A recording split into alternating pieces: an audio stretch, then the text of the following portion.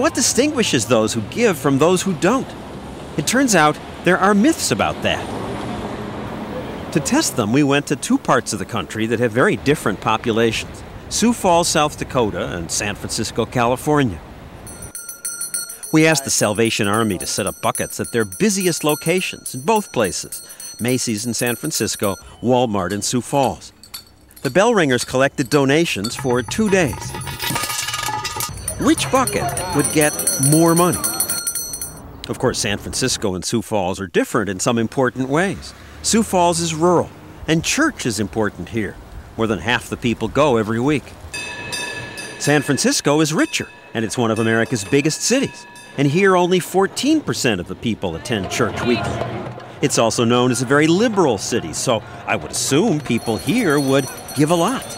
Every year that I donate some money, and it makes me feel good. That's how I say. But it turns out that this idea that liberals give more is a myth.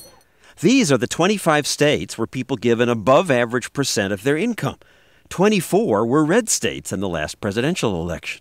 Well, when you look at the data, it turns out the conservatives give about 30% more per conservative-headed family than per liberal-headed family. And incidentally, conservative-headed families make slightly less money.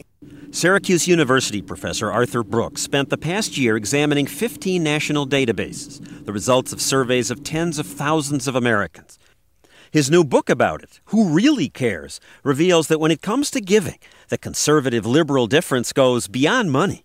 The people who give one thing tend to be the people who give everything in America. Conservatives are even 18% more likely to donate blood. Brooks says it's because of the different role that conservatives and liberals see for government. You find that people who believe it's the government's job to make incomes more equal are far less likely to give their money away. The second myth is that the people with the most money are the most generous. You'd think they'd be. After all, the rich should have the most to spare. While the rich give more in overall dollars, people at the lower end of the income scale give almost 30% more of their income than the rich. Even though we're not rich, we still want to give to others. We saw it watching people give in our Salvation Army test. I'm totally not rich, but I still have more than a lot of people. A graph of giving in America resembles a ski jump. The people on each end give a higher percentage. The two most generous groups in America are the rich and the working poor. The middle class give the least.